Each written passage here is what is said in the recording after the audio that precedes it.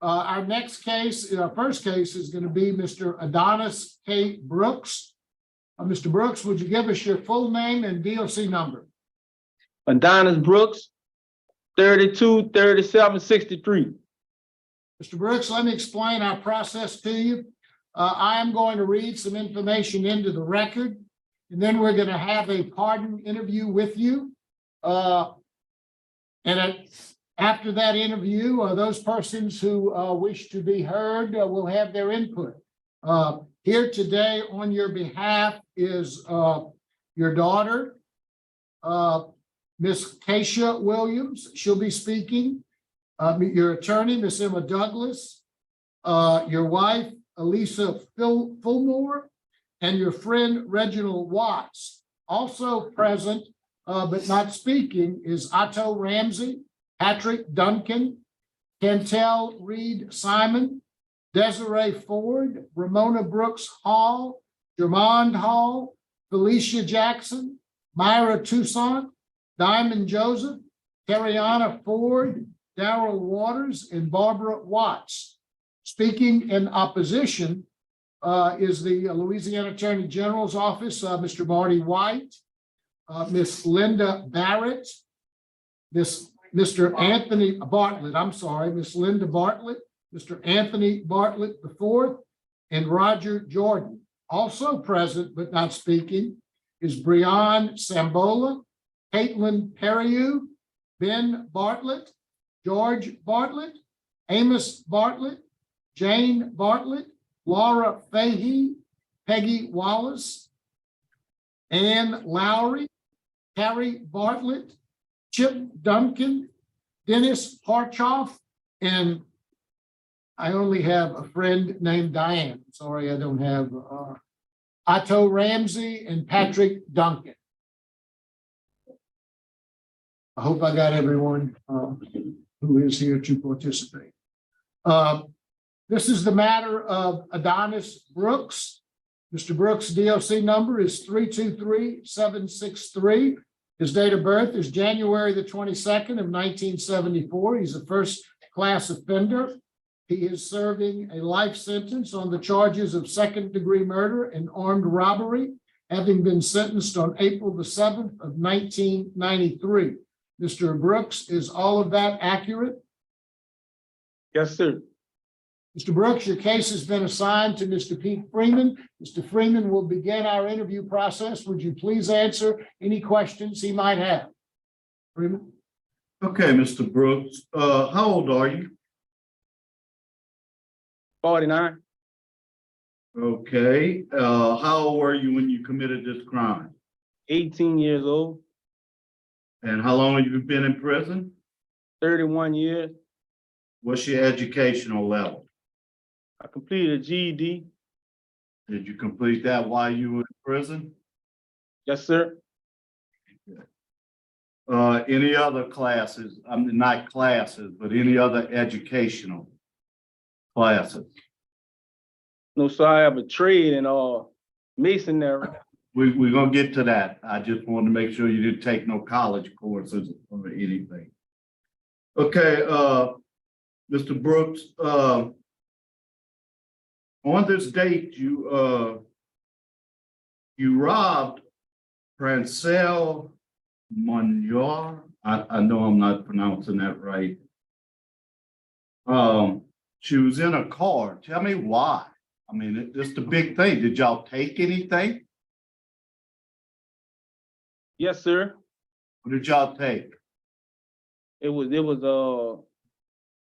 some money and a few items. I don't remember the items. Okay. All right. Was this just a random victim? Or Yes, did sir. y'all know? I ain't hear you. I said, did you know her or it was just a random victim? It was just a random victim. Okay, so tell me about this night. I mean, it looks like y'all was on a little crime spree. What was going on? On the night of April the 22nd, I had just got off from work, stopped at the corner store and purchased a pint of Crown Raw, and they had a dice game going on, and I stopped and watched, and I started playing dice that night with them. After I had lost my money, I was just standing there watching, and in my mind, I needed to find out how to make some money back that I had lost in the dice game. So I asked the guy, Reg, did he want to go to do something to make a little money back that we had just lost in the dice game? So I locked my car up, and we proceeded to walk to the Carrollton area. And we spotted a lady in the Carrollton area in a dim lit area, reaching inside her car, and we walked up on her fast. I pulled out the gun and demanded her money and the items she had on her. Okay, so you pulled out the gun. Yes, Okay. sir. All right, later y'all came in contact with Mr. Anthony Bartlett. Tell me what happened here. But after we robbed the lady in the driveway, we ran off down the back street. And after about a block and a half, we started walking at a fast pace. And while walking, a man pulled up on a bicycle and asked us what we were doing in that area. I pulled out the gun, and we was walking a little more, and he kind of like swung right in front of us on a bike and asked us what we were doing in the area again. And he had said it this time louder, and I panicked. I pulled the gun up, turned it towards him and shot him, and we started running. And we ran off back into the area where we went out. I made it back to the car and went home. Okay, it says people heard y'all laughing after y'all shot him. Did y'all laugh after y'all shot Mr. Barton? We went in two different directions. After we ran off, we went in two different directions. And I went back to my car, and that was it. So you shot the man in the face for asking you why you were in his neighborhood. I panicked, and I shot him. Were drugs involved in this incident? No, sir, there wasn't no drugs in that incident. Did you use drugs and alcohol at that time? I had drank some Crown Royal while playing dice. Okay. What about any drugs? Didn't use no drugs that night. Had you used drugs before? Yeah, I smoked marijuana before, sir. Have you taken any treatment since you've been incarcerated for these drugs? Yes, sir. What you taken? The substance abuse classic, chemical imbalance classes 1 and 2. Okay. Living imbalance 1 and 2. What other classes have you taken? Malachi Dad, 100 hours. You ever taken anger management? Yes, sir.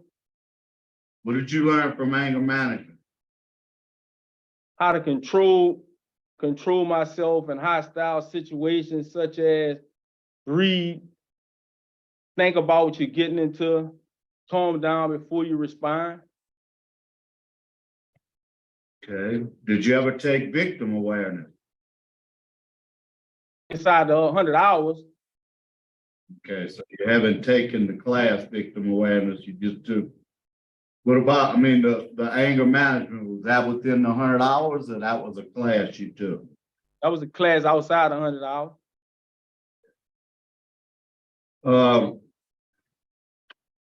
You have strong opposition from both the law enforcement community and the victim's family. And there's so many, I just feel I need to read them. There's no comment from the judge in New Orleans. Jeff Landry's office is opposed. That's the Attorney General. I take it they must have prosecuted the case. No comment from Sheriff Gussman. Opposed the superintendent, Mr. Ferguson. your family, Alicia Brooks, your wife is unopposed. Unopposed is Ramona Hall, your sister. The lady in the armed robbery had no comment with regards to the charges. She just stated that you robbed her while she was looking for cassettes. She was looking for cassettes in her car. Opposed is Linda Bartlett, the widow of Mr. Bartlett. Opposed is Christopher Bartlett, son of Mr. Bartlett. Ben Bartlett, another son. Thomas Bartlett, his brother. George Bartlett is opposed. Rebecca Bartlett, a niece. Well, yeah. George, his nephew. Gary, his sister-in-law. Michael Bartlett, a nephew. A niece, Coco Bartlett. Ann Laurie, a friend. Elise LaCour Itman, a friend. Brian Rodriguez, another friend. Peggy Wallace, a friend of the family. Jacqueline Falter, a friend. Dennis Hawkins, a friend. Sarah Lipman, a friend. His son, Anthony Bartlett IV, and Denise Harcho, they both wrote letters to him. So you have a lot of opposition from both the victim side of things and the law enforcement. So if you could talk to the victims, what would you tell them? What I would like to tell them is I can't change what I've done to the Bartlett's family. I can't change what I took away from them. I can't change what I took away from Ms. Manoa, the fear I planted in her. But at this time, I would just like to express my regret and my sincere apologies to their family for what I have done in my senseless actions that night. It was totally my fault, and nobody deserved what I did to him, robbing her or shooting Mr. Bartlett. It was totally a senseless act. Okay. Your arrest record, it's short. Because you were 18 when it happened, but you do have a charge on that for possession of a firearm by a felon. What kind of gun were you carrying in that case? The night of the firearm, they charged me with a felon with a firearm. That was my first time being arrested. The gun was in a car owned by George Hampton, and they dismissed the charge because I wasn't a felon. The gun was registered to him. Okay. And they threw that charge out, but they arrested me because I was in the car with them. I wasn't a felon or anything. I had no arrest or nothing at that time. But they locked me up and they threw it away. That charge I never went to court for. Nothing never happened. I see that. I just wanted to see if you had a gun in that instance or not. You have a low risk. You're in very good medical condition. You had 28 write-ups. I think the last was in 2006. Is that correct? Yes, sir. Okay, so you have a good disciplinary record. What's your transition plan and your sobriety plan? Well, when I leave, I was gonna be transitioning to the parole project, where I was gonna get they accepted to help me out. I was gonna get the help that I need to transition back into society. And after I received that help, I was planning to move with my wife up in Florida.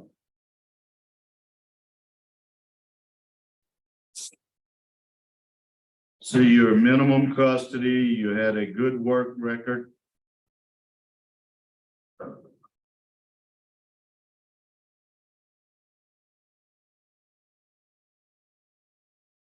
So you did take the substance abuse, AA, anger management, AIDS, peer education, Malachi dance. Anything else you've done for the community since you've been in prison? I was the vice president of the club at Camp F. I worked the visit shed at Camp C. And right now, I volunteer. Well, I just got opportunities to work in hospice, but I've been volunteering with hospice work, and I work on add 2 medical dormitories. All right, I have no further questions. Thank you, Mr. Freeman. Mr. Russia, you have a question? Yes, thank you, Mr. Chairman. Mr. Brooks, good afternoon. Yes, sir. Good afternoon. You remember your first arrest? As a juvenile, an adult? Do you remember your first arrest? Yes, sir. At the age of what? 17. You were 13. You were arrested at the age of 13. All of them, is that correct? Yes, sir. Yes, sir. And you spent 3 months at the Youth Study Center in New Orleans before you were placed on juvenile probation. Is that correct? Yes, sir. 3 months after that, you were arrested for armed robbery. Is that correct? Yes, sir. And you were sentenced to Louisiana Training Institute in Monroe. Yes, sir. And you stayed there until you were 16 years old. Am I correct? Yes, sir. And only 2 years after that, you committed these crimes. Yes, sir.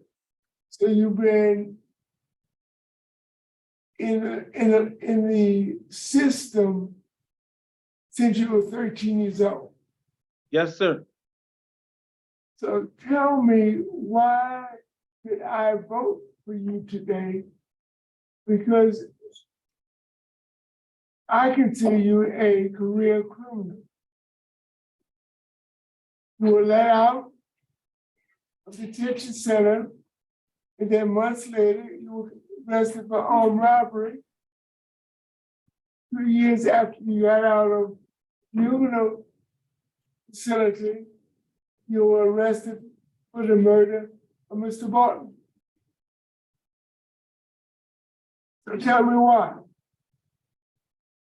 I should be granted parole because I'm not the same 18-year-old ignorant, illiterate, self-centered, know-it-all person I was at that time when I was arrested.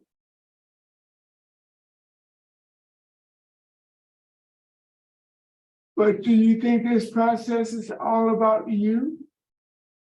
Definitely not, sir. This process involves law enforcement statements. This process involves restitution or retribution for the crimes that you committed. And it is about the victim of this crime who is still mentally, physically, and emotionally affected today by the crimes that you committed back almost 35 years ago. You've affected the lives of multiple people, your family and the victim's family. So what about the retribution that you have to pay back to society for committing such an egregious offense?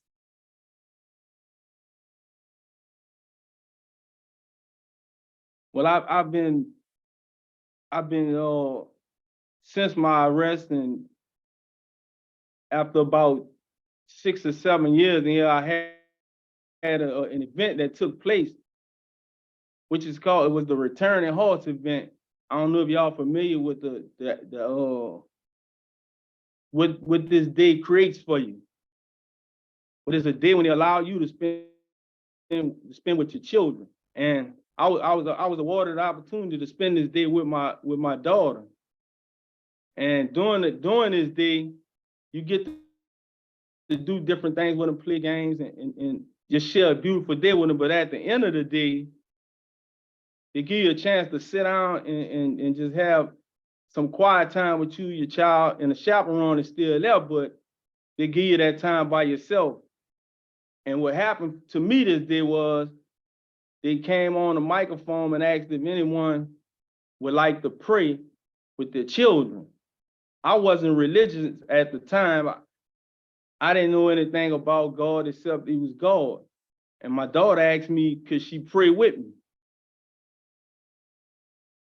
At first, I was like, well, I didn't know how to pray right, so I agreed, and we went in the arena, and we were getting ready to pray, and the chaperone was going to ask to pray, and she said no, she wanted to pray, and she couldn't have been but 10 years old at the time. And when she started to pray, we closed our eyes, and I closed my eyes, and everything got silent for a moment. And all I could hear was her voice. And what I heard her say was, God saved my daddy. She didn't ask God to send me home. She just asked God to just save her dad. And after that, everything, the noise and things came back. But that night was the night I realized how many lives I had affected. And I went back to the dormitory. And when I got to the dormitory, I got on my knees and I prayed, and I asked God to come into my life and change the person I am and help me to see different. And from that night forward, I strived hard. I got in the church community. I started pouring into people's lives, such as everybody I had started coming in contact with, that I had some type of influence in their lives. I started pouring into their lives, not in my words speaking about God, but living it in front of them and living it out every day. Even to this day right now, I live in a way that I'm helping people and trying to install things even in the younger guys that are coming into the prison now. Because I realized throughout my whole life until I came to that day, I was always taking from people. I didn't have a sense of understanding about life, and I was living like I didn't care. Mr. Brooks, I fully understand you had a special experience with your 10-year-old daughter. Yes, sir. What about the 3 sons of Mr. Bartlett? I think one was about 8, one was about 4 or 5, and there was an infant baby who never got to experience that with their father. Because he was riding a bicycle, trying to get some physical exercise to stay healthy. That's all. Thank you, Mr. Bush. Okay, now we'll hear from some of your supporters. We'll hear from your daughter, Ms. Keisha Williams. Hi. Ms. Williams, can you hear us? Yes. Would you introduce yourself, please, and tell us what you'd like us to know about your father? My name is Keisha Williams, and Adonis Brooks is my dad. I'm sorry. While I understand that he has been incarcerated for over 30 years, I want to share my firsthand experience with you about the incredible impact he has had on my life, even behind bars. I love my dad and my children love their grandfather. My prayer every day is that they won't have to grow up without him, as I had to grow up without my dad being physically here with me growing up. My dad has always been here for me, even though he has been incarcerated for all of my years growing up. I know it may seem difficult to believe, but he has managed to remain a constant support of love and support and guidance. He has become a role model, encouraging me to stay in school, stay positive, and never give up on my dreams. I remember going to the Return of Hearts. I was always so excited to spend time with my father. He has never missed giving my names to the families that help incarcerated men to make Christmas and other holidays special for children. He never even left my brothers out. He has shown a strong commitment to personal growth and self-improvement, which I believe would help him be successful into society today. As I sit here today, I am filled with hope about my father's future. I believe that he has paid his debt to society and deserves the opportunity to start anew. I also want to thank you for giving me the time to speak. Thank you. Thank you, Ms. Williams. We appreciate your comments. Now we'll hear from Ms. Alicia Fuller. You stay right there. Stay here. Thank you.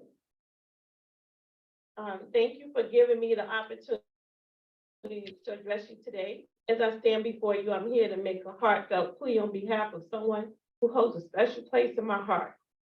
My husband, Adonis Brooks. I want to convey to you the compassion that resides within our story and why he deserved a second chance. We knew some of the people and often ended up in the same social setting. We were both learning how to navigate through the world. Adonis was rough and tough on the inside and out, and I was soft and sensitive on the inside and out. Needless to say, we surely didn't mesh. I was not in the party lifestyle. We took different roles and ultimately went our separate ways. In 2008, our journey began, our paths intertwined again, and little did we know that it would lead to a profound love commitment. Adonis was a different man. It was like meeting his opposite twin or something. We began to communicate as friends, and I learned that he was not who I remembered all those years ago. Adonis was a lot less rough on the edges and showed a sensitive and caring man. In 2019, we took the vows of marriage, promising to support and uplift each other through thick and thin. Our bond is a testament to the power and connection of redemption. Throughout our journey, we have been blessed with the joy of seeing our children become adults. Adonis played an intricate part in advising and guiding me with our son, always helping me with the correct language on how to talk to a young Black man. And through his guidance, our son stayed clear of influential friends and never had any trouble with the law. We created cherishing and precious moments shared as a family through visits and phone calls. Together, we have built a strong foundation of love and support, which has extended to our grandchildren. Not only does he exhibit kindness and care within our family, but also in his professional endeavors. As an orderly, he has demonstrated exceptional patience and empathy while caring for the elderly. Day after day, he has approached his work with genuine desire to make positive differences in their lives. His unwavering dedication to provide comfort, assistance, and compassion to those in need is truly notable. It is with this nurturing environment that my husband's selfishness and consideration have shown brightly by putting the needs of others first. Now, why should he be granted a second chance? Because second chances are not merely an abstract concept, but rather the very fabric of humanity. We are all fallible, bound to make mistakes and stumble along our respective paths. However, it is through the virtues of mercy and forgiveness that we can find a true redemption and forge a brighter future. Within my husband's journey lies a powerful testament to a transformation power of personal growth. Like all of us, we have faced challenges and made choices that we regret, yet it's precisely through these experiences that he has emerged as a changed individual and one who has gained wisdom and humility from the lessons life has taught him. In conclusion, if Adonis is granted pardon and has the liberty to re-enter society, the family is ready to offer unwavering support, financial assistance, continued spiritual guidance, and counseling. I implore you to consider the immeasurable value he will continue to bring to the lives of others if granted this opportunity. Thank you for letting me speak today and your thoughtful consideration. Thank you very much, ma'am. We appreciate your comments. Judge Marabella, excuse me, Yes. this is Martin Ambo. We had Yes, staff, ma'am. that wanted to speak also. No one asked, did we want to say anything? But I do have one of the nurses here to speak. Okay, well, certainly, yes, please.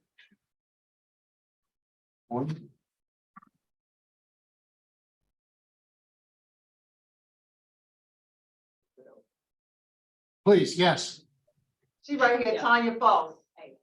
I'm the hospice program coordinator, and I just wanted to speak very briefly on Adonis's behalf. He's been a healthcare orderly in our healthcare dorms, and he is a hospice program volunteer. Both of these acts that he does are truly selfless. If anyone could see the amount of compassion, empathy, and just complete compassion is all I can say. Whenever he's doing his work, it's just, immeasurable in looking at that.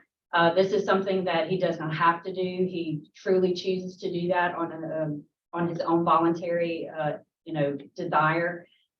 He is a true asset to us, and just watching him with the care that he puts into his job, there's never any anger. It's complete. It's just amazing. I wish people could see what he does on a daily basis with all of these people. And it's not something that you can take lightly. It's a very hard job.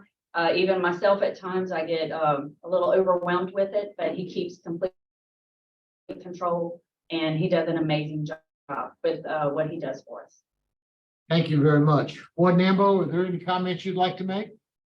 Yes, and I just want to let y'all know that he has a vocational skill in masonry. He has level 1 and 2. He's NCCER certified. And he also has had the 12-step program, AA program. He's an HIV peer educated and a certified CPR. He's certified in CPR, and he's a minimum aid trustee. Thank you very much, and I apologize for not asking y'all earlier. That's okay. Thank you. Mr. Reginald Watts? Good evening, good afternoon. We can see you, Reggie. Oh, you can slide. You want to see your face. Okay. Good afternoon. Good afternoon, Mr. Watts. I met Adonis Brooks over 2 decades ago. And on first sight, I didn't think he would be much help to the church at Camp C. We was transitioning, and I was always out on the yard and in different places. And a pastor, I was always making myself available to the guys in the camp. Well, I got to know him by playing basketball. I played basketball just to get to know him. He wasn't very good at it. It was just a habit I had and a method I had getting to know people. I got to know him, invited him to church, him and a friend of his. He came to church. He came to church religiously. I didn't believe he was listening too much initially. I gave him an assignment. The assignment was to make tea and coffee for every service. He did. Not only did he do it, but he did it vigorously. He did it as if it was in his heart to do so. So what I started seeing out of Adonis was that he had something in him that just needed to be pulled out of him. And sometimes we miss that because we judge the outside without giving the inside a chance to speak. Mr. Adonis became my head deacon. He remained that for over a decade, close to 13 years, before I moved to the main prison. Many assignments I gave him, he completed. Many times he stood in the gap for me when I wasn't available.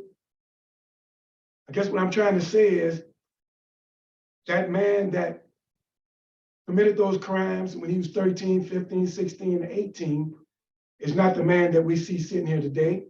He's not the man that started making that coffee, that started being a peer counselor, that went to the cell blocks with me to speak to some of the most violent criminals in Angola. I know with a certainty that he would never do another crime again of such. I recommend that Mr. Brooks would have another chance at life in society, because I know that he's going to succeed. He has all of the backing that he needs, but he has Jesus in his heart. And I know without a doubt that he's going to succeed, and we're going to be there for him. Thank you. Thank you, Mr. Watts. We appreciate your comments. Now we'll hear from the opposition. Ms. Linda Bartlett.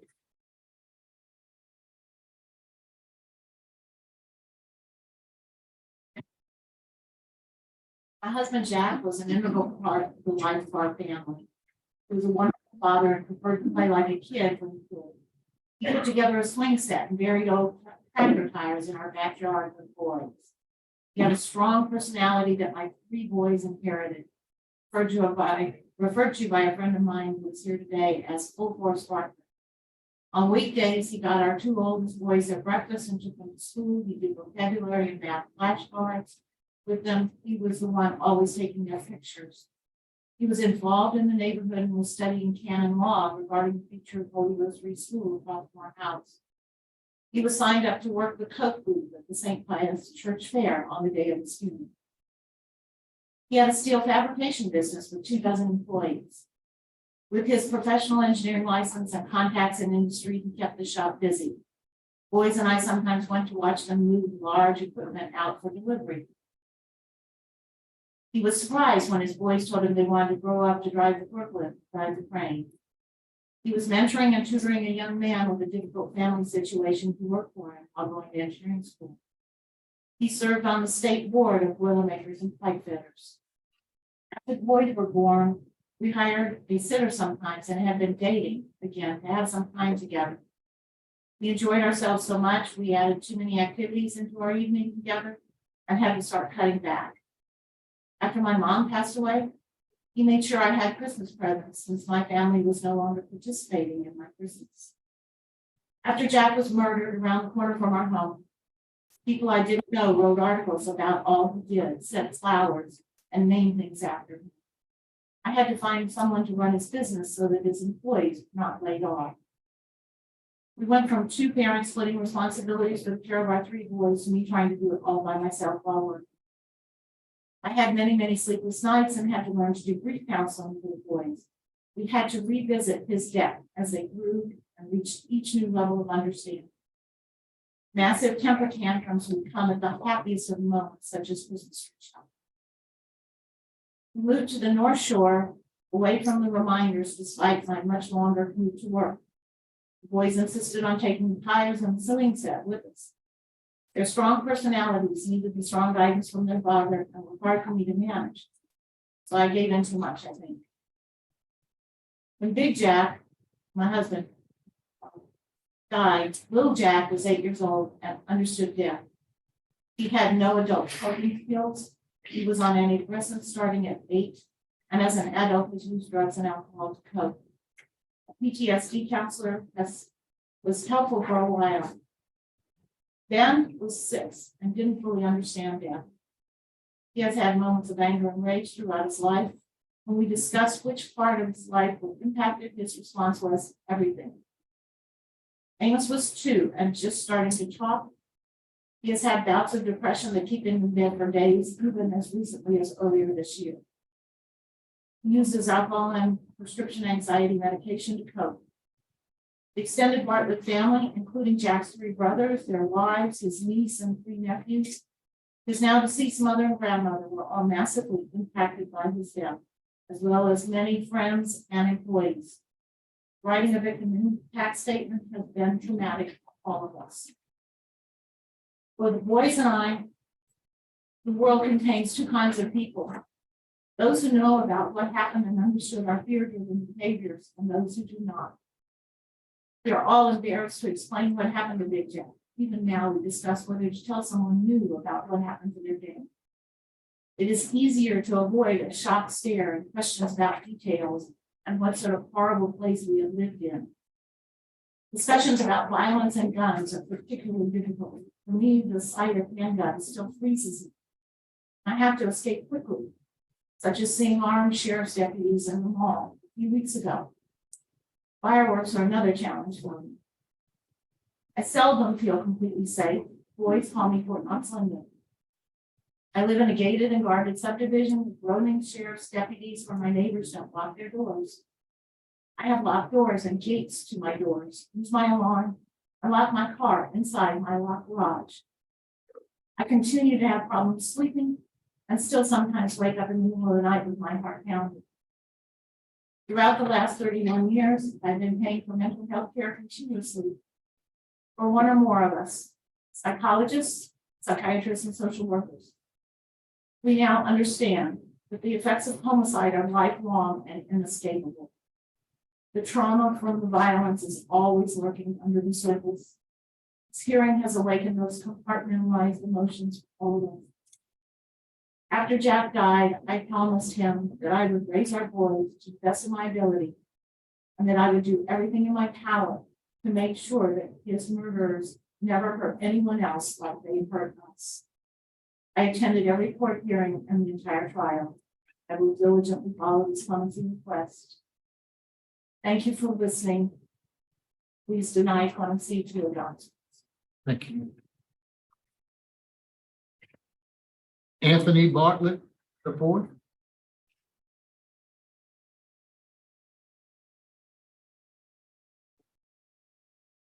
Chairman, the state would like the trial prosecutor to be the next speaker in opposition in this matter.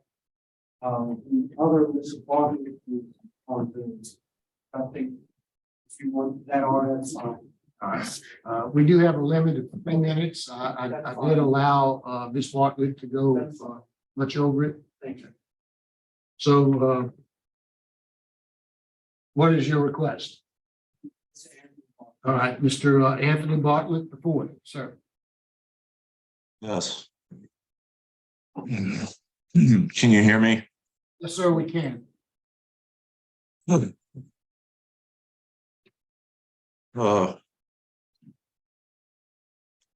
My life has been forever changed because of this man's actions. I've had to see a psychiatrist since I was 9 to deal with my bouts of depression, suicidal feelings, and general anxiety that I'd never experienced before this event. I have my good days and I have my bad days. Sometimes I'm happier than others. It has affected my ability to focus at times. It's left me feeling harsh and bitter.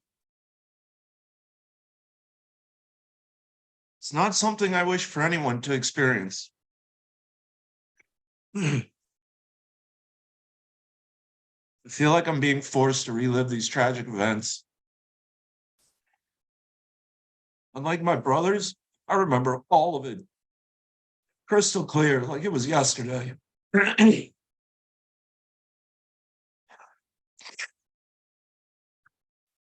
I am not a whole man because of this, and I never will be.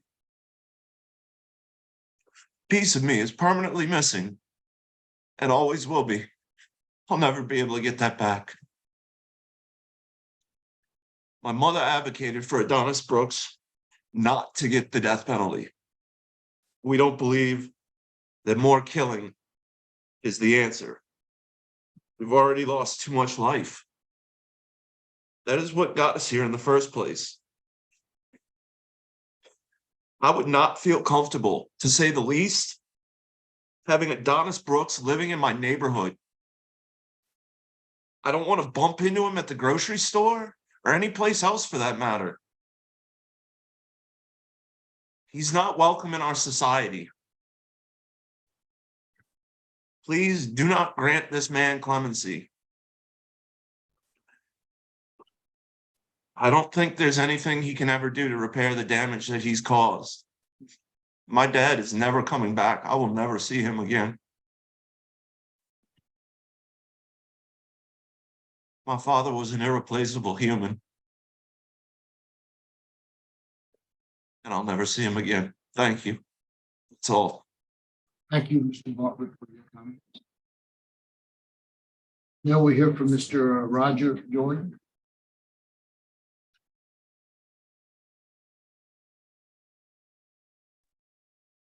Good afternoon, and thank you for letting me speak.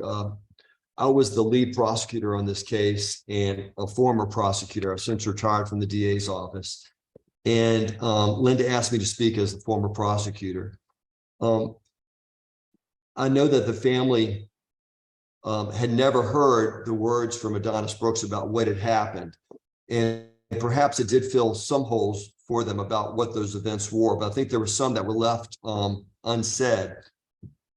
Francelle Monroy was robbed by Adonis Brooks and his co-defendant Maurice Page. She identified Adonis Brooks as the one that had the weapon and ordered her to give over her jewelry and ultimately a cassette case that I guess he thought was a purse.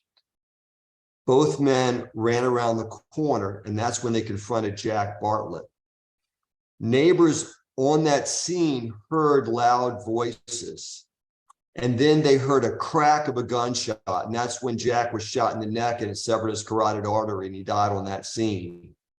What the neighbors do testify to and did testify to at trial is that both men, that is Adonis Brooks, who told you that he's the one that had the gun and he's the one that shot Jack, both men, he and Maurice Page, were running down the street.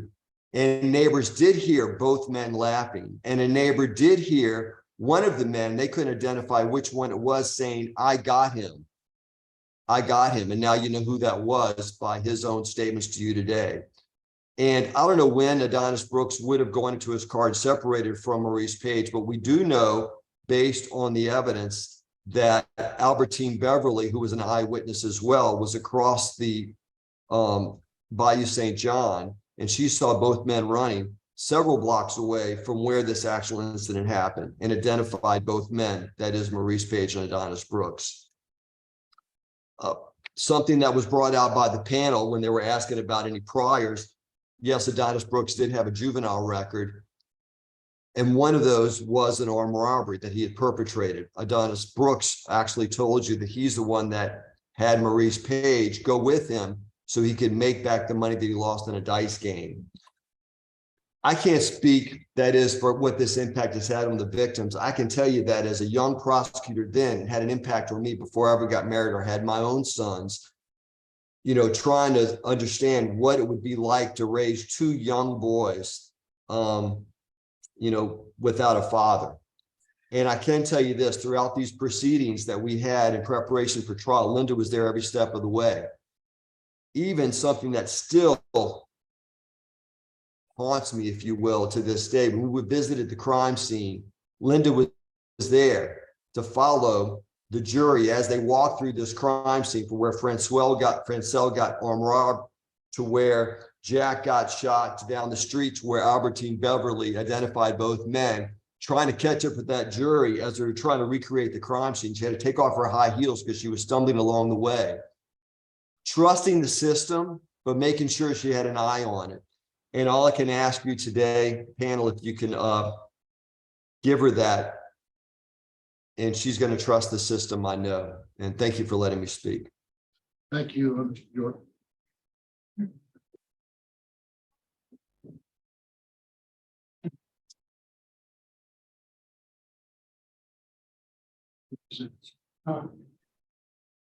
Is there one more son in the courtroom?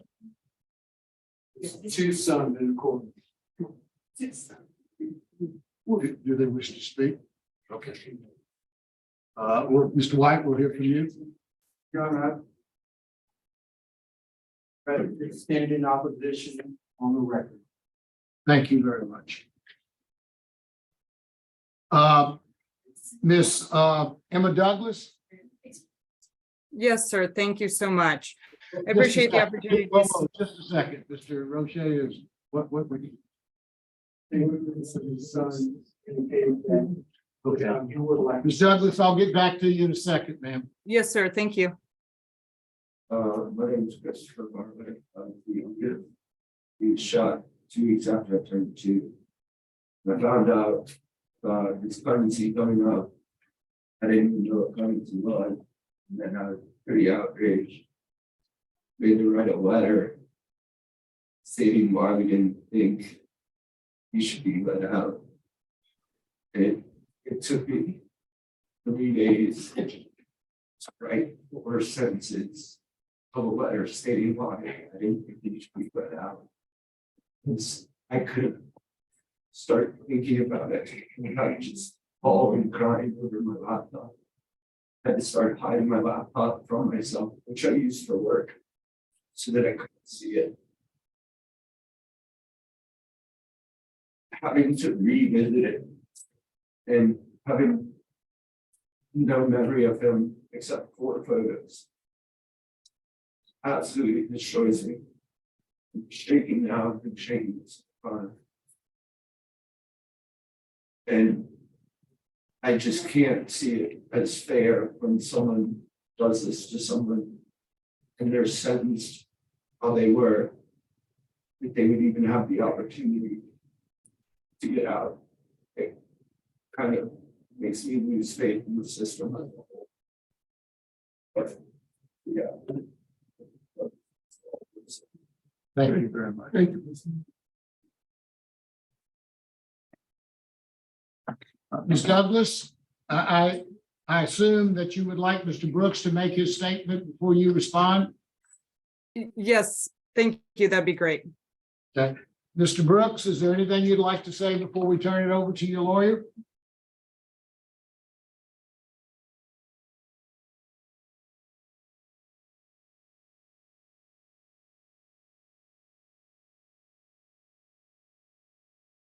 I took some time and wrote a statement out. If I could, if you allow me to read it.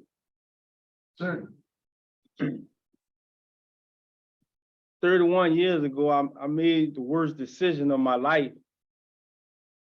I couldn't fix it. I couldn't change it.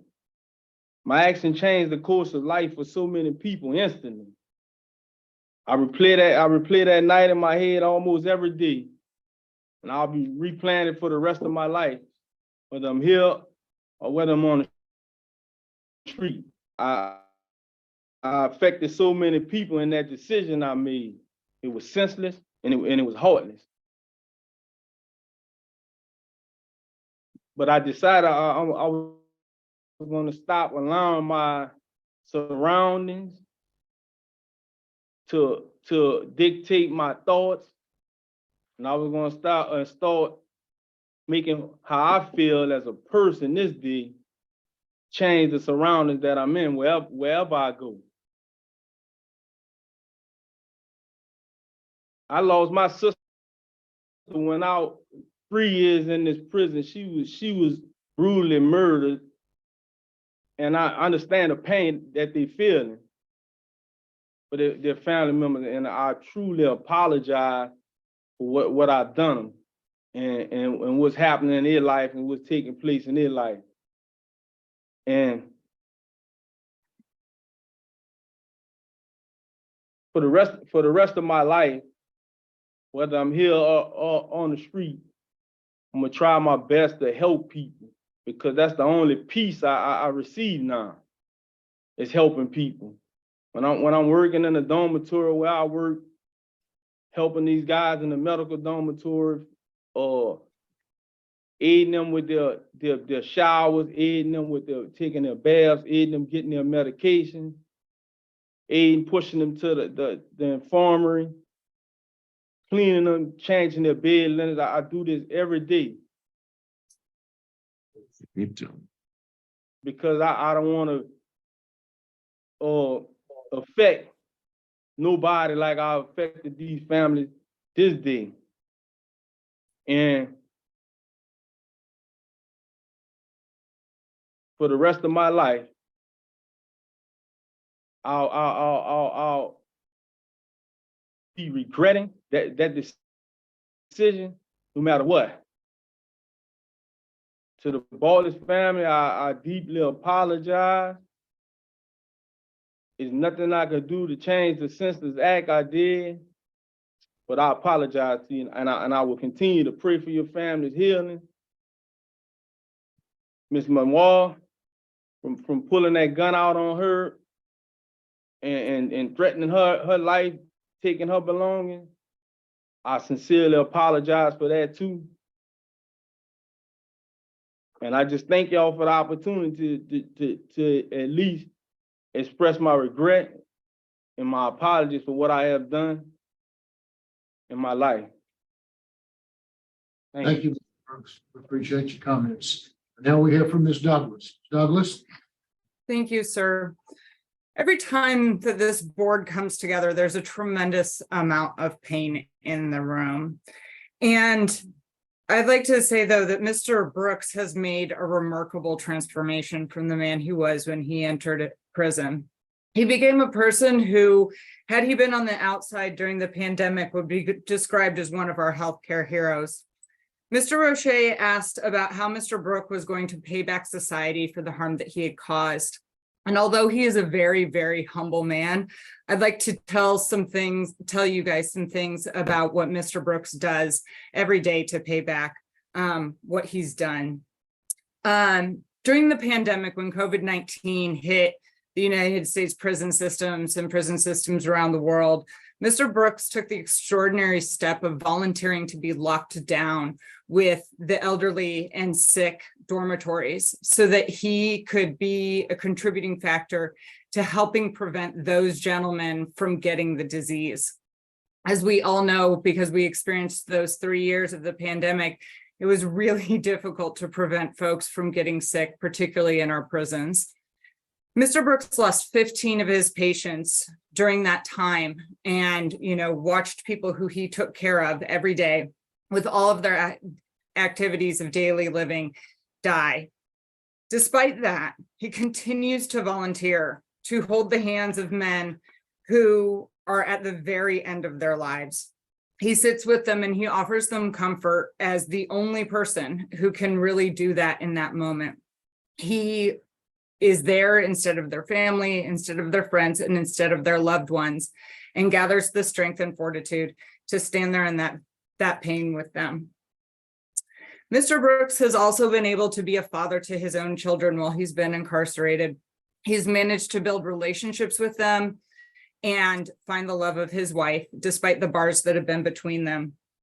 He has grown into a compassionate person. He has grown up in prison. He is a person who has not taken the harshness of his environment and let it affect him and let it make him hard, but instead has learned to be a compassionate person who is there for those who are at their weakest now. I implore this board to give him the opportunity to bring that compassion out of the gates of Angola and back into our communities so that he can continue to give back. I respectfully request that this board recommend Mr. Brooks for commutation of his sentence. And thank you for your time. Thank you very much for your comment, Ms. Douglas. And we're, yes. All right. Mr. Freeman? Okay, Mr. Brooks, you're doing some great things in prison. Caring for our sick and the people on hospice is very, very tough. And I applaud you for that. You've had a good disciplinary record. You've done some tremendous things. our biggest thing is that we have to look at both sides of things. And when we talk about retribution, that is the hardest thing for us to look at. I mean, what is enough? You know, to some people, nothing will ever be enough, and to others, they want it to be too lean.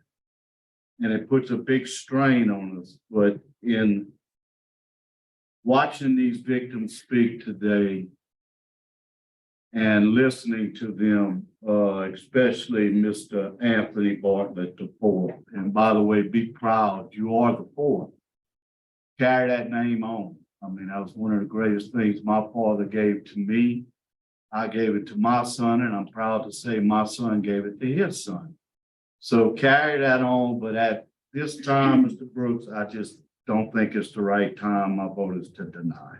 Thank you, Mr. Freeman. Ms. Jackson.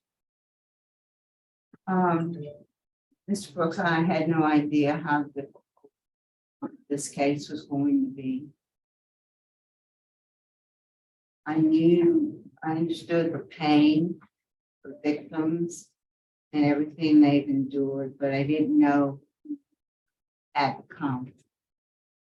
And I just want to say to you, you are a decent human being. You are a true picture of redemption. And so regardless of this board's decision, I want you to know that we see that you are a decent human being. But like Mr. Freeman has said, today's not the day.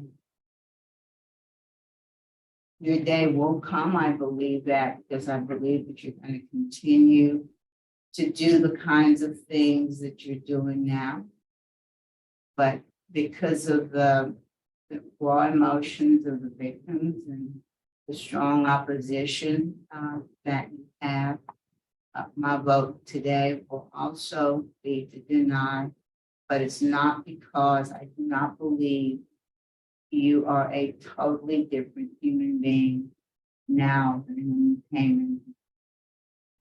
I encourage you to keep being a light to the people around you, continue to be a blessing in their lives. But today, my vote is no. Thank you, Ms. Jackson. Mr. Crochet. Mr. Brooks. I don't usually echo the statements of another board member, but in your case, it's worth repeating. After hearing the testimony of the Director of Hospice Service at Louisiana State Penitentiary, I saw you in a different light. A person who would go into lockdown with people who needed acute care, the persons who are in danger of getting a communicable disease could have been transmitted to you at any time. But you accepted the responsibility anyway. You volunteered to accept the responsibility anyway because you knew those individuals needed your care. After listening to your attorney in the Southern Poverty Project, I saw you in a different light. As Mrs. Jackson said, you are a decent person. And you should be commended for the service that you have rendered to the facility and your fellow offenders. But I too, and I serve as the victim's advocate. And I have to advocate for the victim. And the trauma, the pain, the stress, and just the comment that these three sons went through raising. The oldest has seen a psychiatrist since he was 9 years old. One or more of these sons have had bouts with drugs and alcohol simply because they were depressed. And as the mother said in one of her letters, the youngest for the longest would search the house for his father and was waiting for his father to come home. I think that was Christmas. And he, for months and years, didn't realize that his father was never going to come home. The problem the wife and the son have gone through for the last 31 years is immeasurable. As Mrs. Jackson said, today is not the time. The feelings are very raw. And for those reasons, I deny your request. But keep doing what you're doing. And your time will come. Thank you, Mr. Roche. Mr. Brooks, you have 3 votes to deny your request for pardon. This is a very difficult case, as all of my colleagues have expressed. I have seen the pain that you have caused. Also listened to all of the things that you've done. And our responsibility in our job is to take all of those things into account. Make a determination as to who is the man that sits before us today. After having heard all of those things, my vote would have been to grant a commutation recommendation to the governor that your sentence be commuted to 99 years. But the board has voted, 3 deny your pardon. Your pardon has been denied today, but I think everyone has encouraged you to continue to do the things that you're doing, and perhaps the next time will be your time. Good luck to you, sir.